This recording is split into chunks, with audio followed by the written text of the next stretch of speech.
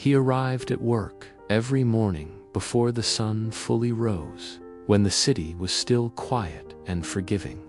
The building doors opened to his keycard without question, but people inside often looked at him with one. His name was Ethan, and he worked security at a corporate office that trusted him with keys, but not with respect. Trust, he learned, could be very selective. Ethan was good at his job in ways no report could show. He noticed patterns, remembered faces, and caught problems before they became emergencies.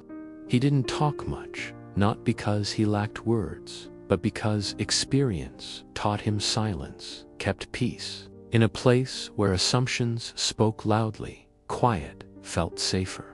Most employees knew him only by uniform and skin color. Some nodded, others ignored him completely, and a few treated him like part of the furniture. He heard jokes whispered just loud enough to sting. Ethan never responded, because responding never changed who people decided you were. The accusation came on a Friday afternoon, when everyone was tired and ready to believe the worst. Expensive equipment had gone missing from a restricted office. Security footage showed someone wearing a uniform similar to Ethan's near the area. That was enough. Management didn't ask questions, they made conclusions. Ethan was called into a room with closed blinds and folded arms. Words like procedure and policy filled the air, but none of them included listening. By the time he spoke, the decision already felt made. They asked him where he was that night, and he answered calmly. They asked if he understood the seriousness of the accusation, and he said he did. What they didn't ask was whether the footage showed his face, or whether anyone else had access. Silence fell heavier than guilt. Ethan was suspended, pending investigation.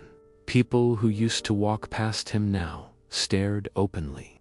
Some avoided his eyes, others watched with curiosity, as if waiting for confirmation of what they already believed. Being innocent did not feel powerful in that moment.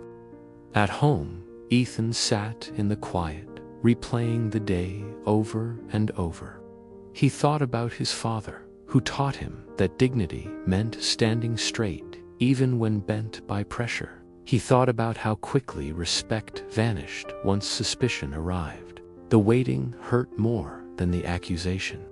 Days passed with no updates, only rumors. His phone stayed silent while his name moved freely through conversations he wasn't part of. Each hour felt like proof that truth did not rush to defend itself. Ethan remained calm, because panic had never helped anyone see clearly. Then the investigation began, reluctantly and late. A junior analyst noticed something odd in the footage timing. The timestamps didn't match the access logs. Someone had edited the footage, cutting moments that mattered. Digging deeper revealed uncomfortable facts. Another employee had borrowed a uniform temporarily. Access codes were shared casually against policy. The system that claimed precision had been built on shortcuts and assumptions. When the truth finally surfaced, it arrived quietly, without apology.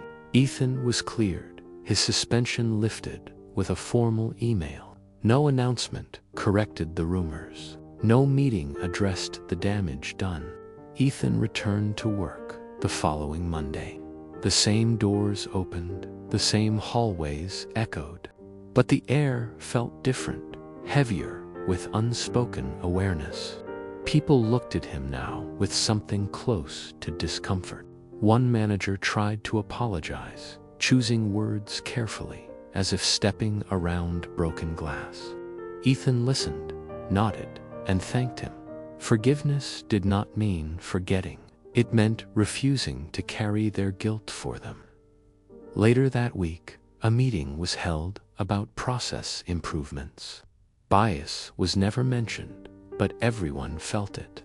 Ethan sat quietly in the back, watching people shift in their seats. Truth has a way of lingering, even when unnamed. Ethan didn't become louder or angrier. He became steadier. He did his job with the same focus, the same integrity. The difference was that now, people paid attention. Some avoided him out of shame. Others watched him with new respect. A few finally saw him as more than a uniform. Ethan didn't need their approval. He needed his name back. The real lesson wasn't his innocence.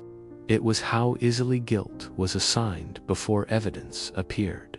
It was how quickly prejudice filled the gaps where patience should have lived. Ethan understood something important that day. Justice doesn't always arrive dramatically, but it always leaves a mark. And sometimes, the truth doesn't just free the accused, it exposes everyone else.